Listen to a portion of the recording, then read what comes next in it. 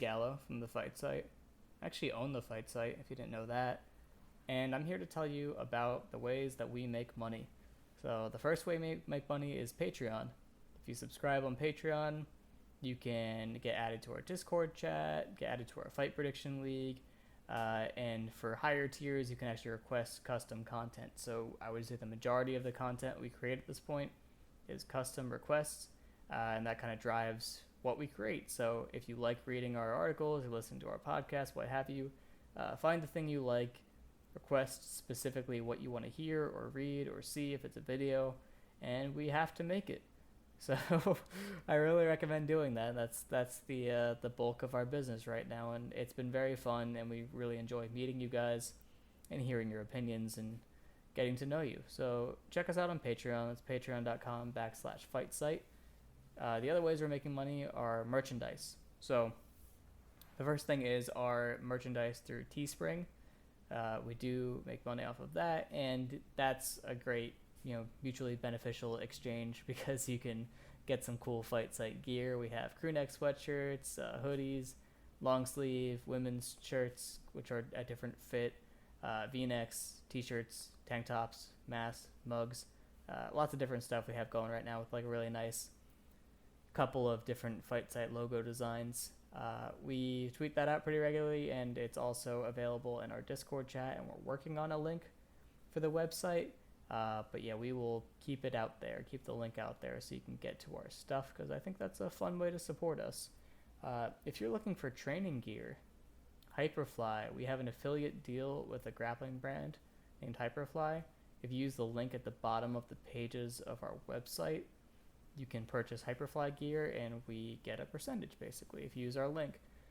I would say the attractive qualities of Hyperfly would be that they have a lot of discounted gear, so it's really high quality gis and grappling gear, but there's like a thrift and clearance section, so you can get stuff for normal gi prices, but it's really high quality, fashionable gis and other varieties of clothing. So that's probably worth it, I would say. And that's it for advertisements.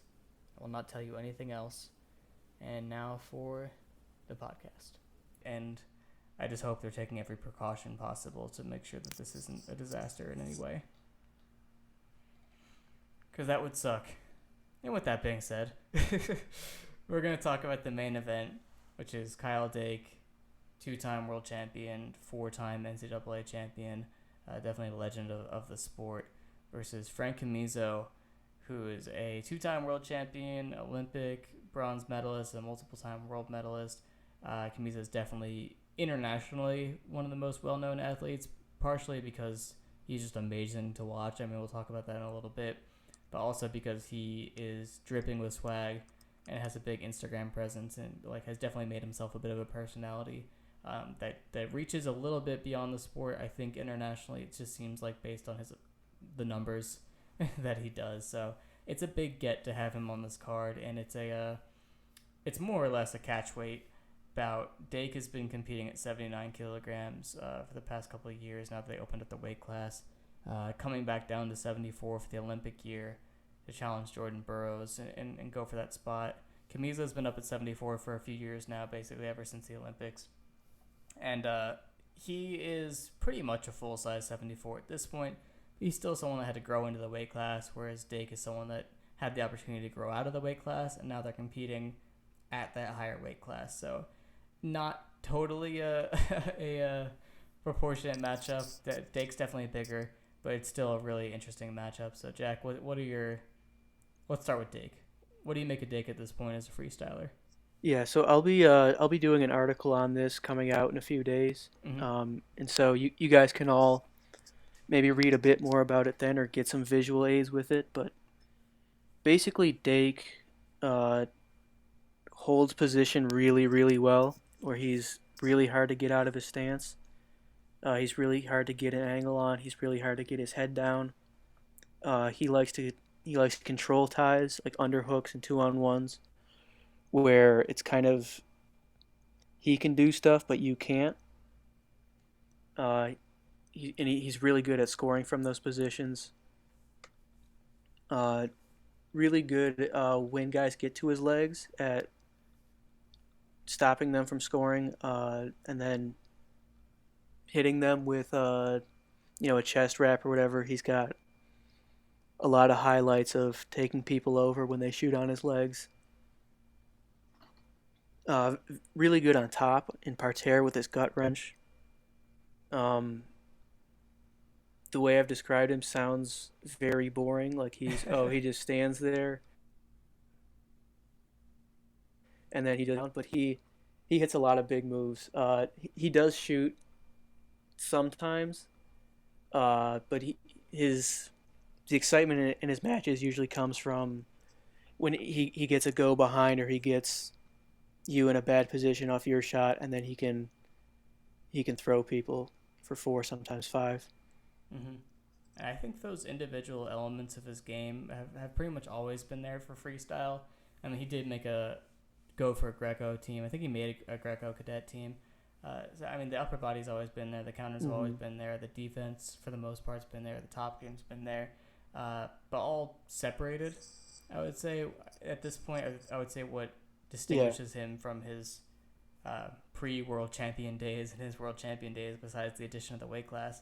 But the biggest adjustment he made to beat someone like Ahmed Gazimagomedov would probably be the way that he transitions between the parts of his game and like feeds people into them and makes the matches his types of matches.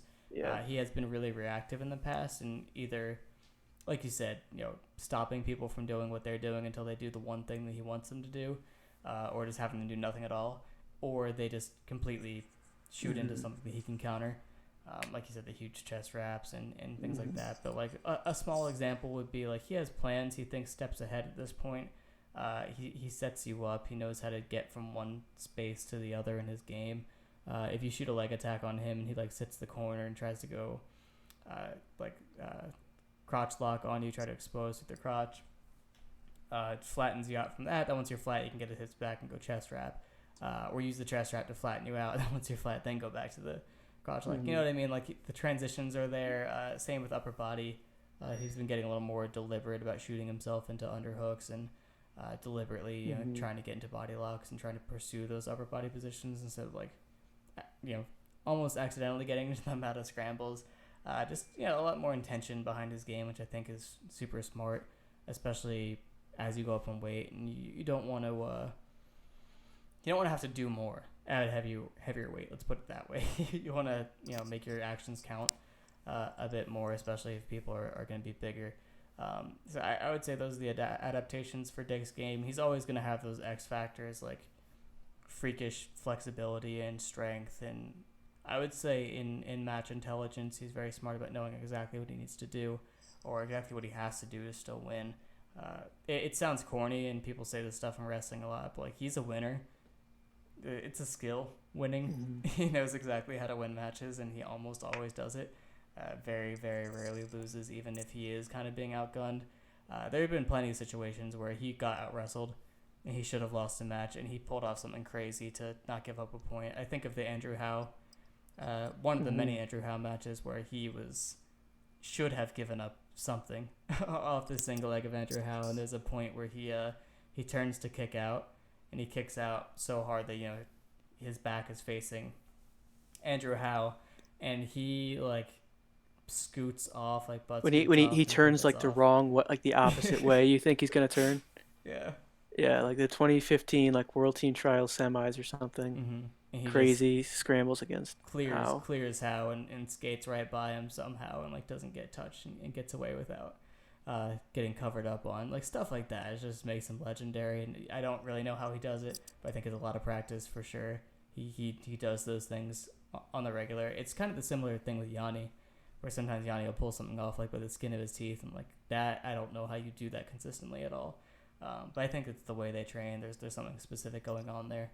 But enough about Dake. I think people are very high on him at this point. They're already talking about, people in a smaller circle, not a lot of people, but they're already talking about how he matches up with Zarabek Sidikov, the two-time reigning world champion at 74 kilograms, who has 2 wins over Burroughs and I think more than 2 wins over Chamizo at this point. So he's definitely the man and pound for pound number 2, most would say. So that's who Dake would have to beat to win a world championship if he beats Jordan Burroughs, which is kind of what's looming here. And I would say that people are going to be using this matchup to measure what he's going to be like coming back with Burroughs, because Burroughs has basically gone from having a bit of a rivalry with Chamizo to having a very comfortable read on him and being able to beat him pretty consistently at this point. I think Chamizo is somebody that you can game a little bit just because he is very reactive. And I think that kind of feeds into a breakdown on Chamizo, and I know you prepared, so I'll let you take the lead on him as well. Yeah, he's also a great scrambler. Originally from Cuba. They're kind of known for their leg defense and their scrambling ability. One thing that I think separates him from Dake in the way they wrestle defensively is Dake is based on kind of breaking down his opponent's position and limiting their options. But the way Frank Chamizo wrestles is all about keeping himself kind of well positioned and mobile and athletic, and keeping his hips free. And so he'll push people down below their knee, and then he'll hop and he'll spin, and somehow he'll get his leg free, and then he'll chase down a single leg and he'll end up scoring. And he's had some of the most fun and exciting matches of the last 5 years. Like his whole 2015 and 2017 World Championship runs are just super fun to watch. If you haven't watched them, you should go watch those as soon as you're done listening to this. His matches against like Nevruzov and Asgarov. But I do think that might not play as well against Dake because Dake is so good at getting to the body and getting to the hips, where when Dake shoots, he gets high up on the hip. And that's kind of the one place where Chamizo struggles. Mm-hmm. One other thing that I think is interesting in this match is how Chamizo fights underhooks. Where when you underhook him, normal people try and square up and try and get back to facing you, because when you underhook somebody, you get to an angle. He steps the other way and goes fully on the angle, where you're basically side to side, and then he swims his arm out over and either hooks the inside leg for like a Peterson, or he goes for the outside leg and takes like a high crotch. In the training video that Flo did some kind of promotional thing where they went out to Dake's house and watched him wrestling with Gabe Dean, and they were working on that exact position. So it'll be interesting to see how they both handle that. I love to see game planning in wrestling, because a lot of the time the nature of the sport is that you don't have time to prepare for a specific person, or you're preparing for a lot of people at once. These pro cards really give people a chance to scout and take time to learn someone's game and come up with specific things. And I think that's always been there for Dake. You think about those Dieringer matches. He made it so Dieringer basically couldn't get to any offense at all by controlling the specific ties and putting pressure on him in a specific way. So I think he'll definitely bring something to the table like that against Chamizo. You want him to wrestle a little more open because it's for entertainment purposes. But I think Dake considers everything a winning first type of deal, and there is some inherent excitement to his style, but I don't think he's going to on purpose try to be more exciting. Whereas Chamizo, I think it's a similar deal where the way he wrestles is super fun to watch, but I think that's just the way he wrestles, and he's not doing anything on purpose. He just prefers to wrestle that way. Like an example would be if you get to his legs, he's definitely going to do things like immediately turn to kick out, or just stand with the wizard and like try to step over you and keep just keeping his hips in good position and putting himself in positions where he can easily maintain that distance and counter you. I think that's always been the point of Chamizo's game, is to stay ready for counters no matter what the position is. Always leave an avenue for offense, which is something I love about him. And even when his matches aren't super high scoring, it's usually because he's waiting on something for you, or he's working on something long term from his upper body ties. I've been just poking through a few matches just to look for something fun to write about. And the way he sets up his offense from upper body positions, like a lot of the judo-based techniques that he'll hit, there's a fun bit of positioning going on there where he's like, he knows how to push and pull people, and it's not as dramatic as you might see from like an American doing some push-pull setups, where it's basically the first step you take out of place. Chamizo's hitting whatever technique he was setting up. Like he hit this foot sweep off the 2-on-1, which I was talking about with Mickey Philippi earlier. But basically he gets this 2-on-1 position. Not even a pull. He just he flares up the elbow, lifts the elbow. That brings his opponent taller in their stance, and they are forced to step in to become taller to keep their stance intact. And as soon as they do that, he's sweeping out that foot. So like stuff like that. He just has like a sixth sense for knowing exactly what he can do and in what positions, and that makes him very similar to Dake.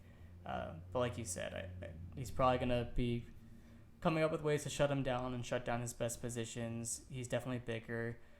I think going upper body will be interesting. I don't think Chamizo is going to be too afraid to look for his own counters, but Dake doesn't typically go for those riskier positions where you're, sacrificing your own position or like falling back or arching, with them having the option to bear their weight down on you. He's usually in a pretty dominant position, like rear standing or like a strong body lock.